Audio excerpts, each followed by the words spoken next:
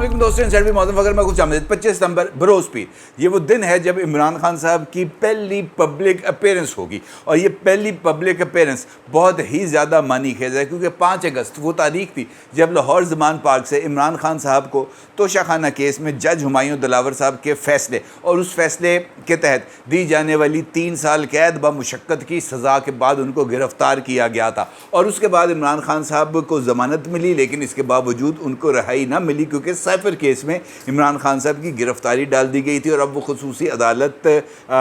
کے اندر ان کے اس کیس کی سماعت جاری ہے۔ لیکن امپورٹنٹ بات یہ ہے کہ اس سارے سینیریو میں عمران خان صاحب کو جج قدرت اللہ صاحب، جو ان کے غیر شرعی نکاح کے کیس کی سماعت کر رہے ہیں، انہوں نے عمران خان صاحب کو 25 ستمبر بروز پیر کو صبح اپنی عدالت میں نہ صرف طلب کر لیا ہے، بلکہ اپنی عدالت سے عمران خان صاحب کی پیشی کے لیے سپرنٹنڈنٹ جیل اٹک کے نام کی روبکار بھی جاری کر دیا ہے، اور یہ ایک سچویشن ایسی ڈیولپ ہو گئی ہے جو بہت ہی زیادہ منی خیز ہے۔ دیکھنے میں تو یہ ایک بڑی عام سی معمولی سی خبر نظر آ رہی ہے، لیکن یہ عام اور معمولی سی خبر نہیں ہے، کیونکہ ایسے لگ رہا ہے جیسے رولز آف گیمز بھی چینج ہو رہے ہیں اور پلیئرز آف دی گیمز میں بھی کسی طرح کی کوئی تبدیلی آ رہی ہے، اور عمران خان صاحب کو پبلک میں لے کے آنا، کھلی عدالت میں لے کے آنا، 5 اگست کے بعد لے کے آنا، اگر ان کے راستے میں کوئی رکاوٹ نہ ڈالی گئی تو پھر یہ اس بات کی طرف اشارہ ہے جناب کہ کھچڑی کوئی اور پک رہی ہے۔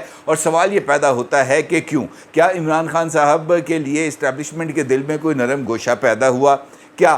جو ہے عمران خان صاحب کے لیے انتخابات میں حصہ لینے کی کوئی گنجائش پیدا ہو رہی ہے، یا نواز شریف صاحب نے اسٹیبلشمنٹ کو اس حد تک ناراض کر دیا کہ عمران خان کو سامنے لا کر نواز شریف کو کٹ ٹو سائز کرنا یا ان کو کینڈے میں لا کر اس خانے میں فٹ کرنا جو نواز شریف کے لیے بنایا گیا تھا زیادہ ضروری ہو گیا ہے؟ امپورٹنٹ ڈیولپمنٹ ہے، اور اس ڈیولپمنٹ کے اوپر آپ کے ساتھ بات کرنا اور تفصیل سے بات کرنا بہت ہی زیادہ ضروری ہے، کیونکہ گزشتہ 24 گھنٹے میں 2 ایسی ڈیولپمنٹس ہوئی ہیں جو اس سارے کے سارے سینیریو کے اندر اپنی ریلیونس کو ڈیولپ کرتی ہیں۔ سب سے پہلے الیکشن کمیشن آف پاکستان، جس نے آخرکار اس بات کا اشارہ دیا ہے کہ وہ جنوری کے آخری ہفتے میں، یعنی جنوری 2024 میں پاکستان کے اندر عام انتخابات کرائیں گے، اور ان عام انتخابات کے نتیجے میں ملک کے اندر ایک آئینی اور قانونی حکومت کو جو ہے وہ تشکیل پائے گی، اور اس کے بعد وہ نظام اگلے 5 سال کے لیے چلائے گی۔ الیکشنز جنوری کے اندر ہونا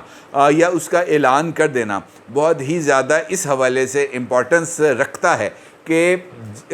انتخابات کے حوالے سے جو چہمگوئیاں ہیں وہ کس حد تک ختم ہوں گی، اور کیا ان انتخابات سے پہلے نواز شریف کا واپس وطن آنا اس ٹیبل کو ٹرن کر سکتا ہے، کیونکہ جنوری وہ مہینہ ہے جب پورے ملک کے اندر سردی جو ہے وہ عروج پر ہوتی ہے، اور خاص طور پر وہ تمام علاقے جو اپر ایریاز ہیں وہاں پر تو جنوری سے لے کر ایون مارچ تک بھی انتخابات کا انعقاد بہت ہی زیادہ مشکل ہوتا ہے، اور اس کے اندر خیبر پختونخوا، بلوچستان، اور اگر ہم دیکھیں تو پنجاب کے اپر علاقے، یہ وہ ایریاز ہیں جہاں پر اس موسم کے اندر انتخابات نہیں ہو سکتے۔ اس کا مطلب یہ ہے کہ یہ انتخابات کرانے کا جو ارادہ ہے یہ بنیادی طور پر صرف اور صرف ایک یا تو لٹمس ٹیسٹ ہے، یا یہ جانچنے کا ایک ذریعہ ہے کہ رد عمل کیسے آئے گا۔ پیپلز پارٹی ہو، مسلم لیگ نون ہو، ایم کیو ایم ہو یا دیگر جماعتیں ہوں، انہوں نے الیکشن کمیشن کی طرف سے اس بات کا اشارہ ملنا کہ وہ انتخابات کرائیں گے کی تعریف کی ہے، لیکن پاکستان تحریک انصاف وہ واحد جماعت ہے جس نے اس بات کا آفیشیلی اناؤنسمنٹ کی ہے کہ وہ الیکشن کمیشن کے اس فیصلے کو سپریم کورٹ آف پاکستان میں چیلنج بھی کریں گے، اور سپریم کورٹ آف پاکستان سے مطالبہ کریں گے کہ وہ انتخابات 2024 میں کرانے کی بجائے نومبر 2023 کے اندر ہی انتخابات کرائیں، کیونکہ 90 دن کی شرط یہاں پر لاگو ہوتی ہے۔ اس کا مطلب یہ ہے کہ یہ جو ساری سچویشن ہے یہ کسی نہ کسی اور اینگل کی طرف جا رہی ہے، اور خاص طور پر نواز شریف صاحب کی طرف سے ڈرم بیٹنگ کے بعد یہ حالات ذرا اور ہی مشکل ہوتے ہوئے نظر آ رہے ہیں، کیونکہ نواز شریف صاحب کی طرف سے بار بار جو ہے اسٹیبلشمنٹ کو ٹارگٹ بنانا یا اسٹیبلشمنٹ سے وابستہ شخصیات کو نشانہ بنانا، یہ میرا خیال ہے کہ شاید اسٹیبلشمنٹ کے چند کوارٹرز کو پسند نہیں آ رہا۔ میاں صاحب کو پارٹی کی طرف سے بار بار یہ بات سمجھائی گئی تھی کہ بھائی جان یہ جو ہے نا بھیڑوں کا چھتا، اس کے اندر ہاتھ نہ ڈالیں۔ اسٹیبلشمنٹ ریٹائرڈ جنرلز کے حوالے سے جو ہے تنقید وہ سن بھی لیتی ہے، نظر انداز بھی کر دیتی ہے، لیکن ریٹائرڈ جنرلز کے خلاف کارروائی کا مطالبہ کسی بھی صورت نہ سنا جاتا ہے، نہ اس کی پذیرائی ہوتی ہے، اور نہ ہی اس کو سند قبولیت بخشی جاتی ہے، کیونکہ یہ ایک ایسا عمل ہے جو پورے کے پورے چین آف کمانڈ کو ادارے کی وہ برے طریقے سے مجروح کر دے گا۔ اب اگر آپ غور کریں، کیونکہ اسٹیبلشمنٹ کے ایک بندے سے نواز شریف صاحب کے اس مطالبے کے حوالے سے میری ذاتی طور پر گفتگو ہوئی، اور وہ ایک ویل پلیسڈ آدمی ہے اور اچھی پوزیشن پر بھی ہیں، ان سے جب میری اس حوالے سے بات ہوئی کہ جناب نواز شریف صاحب کا یہ مطالبہ ہے کہ جنرل باجوہ اور جنرل فیض حمید ان دونوں کے خلاف کارروائی کی جائے، اور ان کے اوپر وہ اس بات کا الزام عائد کرتے ہیں کہ ان کی حکومت کو گھر بھیجنے میں ان دونوں کا بہت ہی بڑا کردار ہے، تو انہوں نے اس بارے میں کچھ اس طرح کا رد عمل دیا، اس طرح کا جواب دیا کہ نواز شریف بھی پورا سچ نہیں بول رہا ہے۔ نواز شریف کو پورا سچ بھی بولنا چاہیے، اور پورا سچ بولنے کے بعد ان کو کوئی مطالبہ کرنا چاہیے، کیونکہ ایسا ممکن نہیں ہے کہ آپ آدھی حقیقت کو سامنے لے کے آئیں اور آدھی حقیقت کو نظر انداز کر دیں۔ وہ سچ سامنے لے کے آئیں جو آپ کو سوٹ کرتا ہے، اور اس سچ کو فراموش کر دیں جو آپ کو سوٹ نہیں کرتا۔ ان کا یہ ماننا تھا اس اسٹیبلشمنٹ کی شخصیت کا کہ جناب اس بات کو تو بھول جایا جائے کہ جنرل عاصم منیر صاحب یا کوئی اور وہ کسی بھی ریٹائرڈ 4 اسٹار جنرل یا 3 اسٹار جنرل کے خلاف کارروائی کرے گا، ان کو کٹہرے میں لا کر کھڑا کرے گا اور ان کو پبلکلی سزا دے گا۔ ان کا جی that is out of question. اور یہ مطالبہ کرنے سے پہلے نواز شریف صاحب کو ادارے کی جو اپروچ ہے اور ادارے کا جو مائنڈ سیٹ ہے اس کو سمجھنا چاہیے، اور نواز شریف صاحب سے زیادہ بہتر کوئی اور بندہ اس چیز کو نہیں سمجھتا، کیونکہ نواز شریف صاحب نے 3 مرتبہ کوشش کی، لیکن تینوں مرتبہ ان کو جو ہے اس حوالے سے منہ کی کھانی پڑی۔ اس کا مطلب یہ ہے کہ نواز شریف صاحب جو مطالبہ کر رہے ہیں کہ جناب ثاقب نثار صاحب، آصف سعید کھوسہ صاحب، جنرل باجوہ صاحب اور جنرل فیض حمید صاحب، یہ چاروں کے چاروں لوگ ان کو گھر بھیجنے میں ملوث تھے، تو پھر سوال یہ پیدا ہوتا ہے کہ نواز شریف صاحب کے دور کا D G I S I اور ڈی جی ایم آئی دونوں کو اس میں شامل نواز شریف صاحب کیوں نہیں کر رہے؟ کیونکہ اگر آپ غور کریں تو جس وقت یہ پاناما کا یا دیگر اس قسم کے معاملات ہو رہے تھے، چیف آف آرمی اسٹاف تھے جنرل قمر جاوید باجوہ صاحب، اور اس وقت جو ڈی جی سی تھے وہ تھے جنرل فیض حمید صاحب۔ D G I S I اس وقت نواز شریف صاحب کے ایک قریبی رشتہ دار تھے، اور ان کا نام تھا جنرل نوید مختار صاحب، اور اس حوالے سے یہ بات اب آن ریکارڈ موجود ہے کہ جس وقت جنرل باجوہ صاحب آرمی چیف بن رہے تھے یا بن چکے تھے، اس وقت D G I S I تھے لیفٹیننٹ جنرل رضوان اختر صاحب، اور رضوان اختر صاحب کو نواز شریف صاحب کے کہنے پر ہی ڈی جی آئی کے عہدے سے ہٹایا گیا تھا، اور ان کی جگہ پر نوید مختار صاحب کو لایا گیا تھا، اور نوید مختار صاحب نواز شریف صاحب کے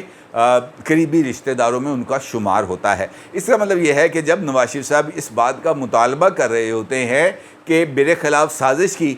جنرل باجوہ نے اور جنرل فیض حمید نے، تو وہ اس کڑی میں سے جو ایک سینٹرل کڑی ہے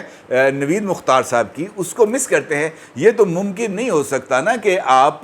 جنرل باجوہ اور جنرل فیض حمید کو کٹہرے میں کھڑا کریں اور جنرل نوید مختار صاحب کو اس کٹہرے میں سے نکال دیں، اور اگر آپ نے جنرل نوید مختار صاحب کو اس کٹہرے میں سے نکالنا ہے تو پھر جنرل باجوہ صاحب اور جنرل فیض حمید صاحب دونوں بھی اس کٹہرے میں نکل آئیں گے۔ اور ان کا یہ بھی کہنا تھا اس شخصیت کا کہ جو نواز شریف صاحب ہیں یہ ان تمام شخصیات کا تو نام لے رہے ہیں، لیکن جس وقت یہ سب کچھ ہو رہا تھا، جس وقت ڈی جی سی تھے جناب فیض حمید صاحب، تو اس وقت ڈی جی ایم آئی بھی تو کوئی تھا نا بھئی۔ اگر D G I S I تھا تو ڈی جی ایم آئی بھی تھا، تو وہ ڈی جی ایم آئی کا نام کیوں نہیں لے رہے، اور ڈی جی ایم آئی سے کیوں اتنا نواز شریف صاحب خوفزدہ ہیں؟ تو یہ ایک سوال ان کی طرف سے آیا تھا، تو میری چونکہ بات ہوئی تھی میں نے سوچا کہ میں آپ کو بتا دوں، اور اسی سوال میں یہ سارے کا سارا جو رولز آف گیمز کی تبدیلی کا عمل ہے وہ پوشیدہ ہوتا ہوا نظر آ رہا ہے، کیونکہ مجھے ایسا لگ رہا ہے، میری یہ فیل ہے کہ عمران خان صاحب کو باہر لے کے آنا، پبلک کے اندر لے کے آنا، ان کی جھلک دکھا دینا، کیمرے میں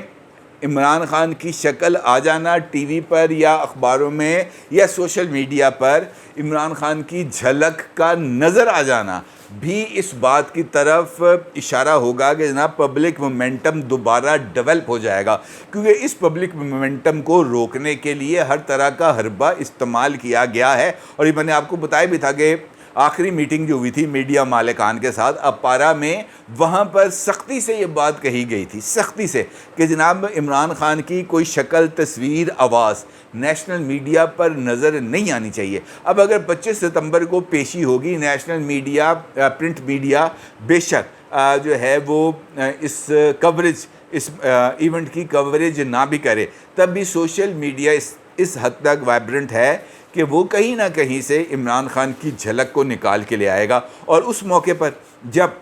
اس بات کا اعلان کیا جا چکا ہے کہ جنوری کے لاسٹ ویک میں اب تک کی الیکشن کمیشن آف پاکستان کی رائے کے مطابق انتخابات ہوں گے، عمران خان کی یہ ایک جھلک اس سارے کے سارے سینیریو کو بہت ہی حد تک اس پر اثر انداز ہو سکتی ہے۔ اب ایک جانب عمران خان کی پبلک اپیرنس، دوسری جانب نواز شریف صاحب کا ایک مرتبہ پھر انقلابی ہونا، یہ دونوں چیزیں بہت ہی زیادہ معنی خیز ہیں۔ اس کا مطلب میرا خیال ہے کہ کچھ نئی ڈیولپمنٹس ممکنہ طور پر ہو بھی رہی ہیں، ہونے بھی جا رہی ہیں، اور اس کے اثرات ہمیں ذرا مستقبل میں آنے والے دنوں میں، ہفتوں میں، دنوں میں، گھنٹوں میں ہوتے ہوئے نظر آئیں گے، کیونکہ یہ ایک اکیلا عمل ہو نہیں سکتا۔ اس کے پیچھے، اس کے سیکوینس کے اندر اور بھی بہت کچھ ہو رہا ہوگا یقینی طور پر، اور اگر ایسا نہیں ہو رہا ہوتا تو پھر عمران خان صاحب کی پبلک اپیرنس ہونا بھی بہت ہی زیادہ مشکل ہے۔ اس کا مطلب یہ ہے کہ اگر یہ اسٹیبلشمنٹ کی طرف سے جو گیم پلان میں تبدیلی نہیں ہے، تو پھر ایک تو 25 سپٹمبر کو عمران خان صاحب کی پیشی نہیں ہوگی، اور وزارت داخلہ یہ کسی بھی طرف سے اس طرح کا، یا وزارت قانون کی طرف سے یہ خط جاری کیا جائے گا کہ جناب سیکورٹی ریزنز پر عمران خان کو نہیں لایا جا سکتا۔ ممکنہ طور پر اس طرح کا کوئی خط دیا جائے گا، لیکن یہ خط کا بھی دینا انفیکٹ کمزوری کا ہی اظہار ہوگا کہ جناب ہم عمران خان کو جیل میں رکھ سکتے ہیں، آئسولیٹ کر سکتے ہیں، دیواروں کے پیچھے چھپا سکتے ہیں، لیکن اس کو عدالت کے اندر بھی پیش نہیں کر سکتے۔ بہت ہی زیادہ ایک ایسی سچویشن ڈیولپ ہونے جا رہی ہے جس کے نتائج ہر صورت میں، ہر دو صورتوں میں، چاہے آپ اس کو مانیں یا نہ مانیں، عمران خان کو پیش کریں یا عمران خان کو پیش نہ کریں، نواز شریف کو لے کے آئیں یا نواز شریف کو نہ لے کے آئیں، نواز شریف اینٹی اسٹیبلشمنٹ ہو جائیں یا نواز شریف جو ہے پرو اسٹیبلشمنٹ ہی رہیں، ہر دو صورتوں کے اندر یہ والا جو کھیل ہے اب بہت ہی زیادہ دلچسپ مرحلے میں داخل ہوتا جا رہا ہے، اور دیکھنا یہ ہے کہ اس کھیل کا اب کون سا نتیجہ برآمد ہوگا۔ اپنی رائے کا ضرور اظہار کیجیے گا۔ آپ کا بہت شکریہ۔ اللہ حافظ۔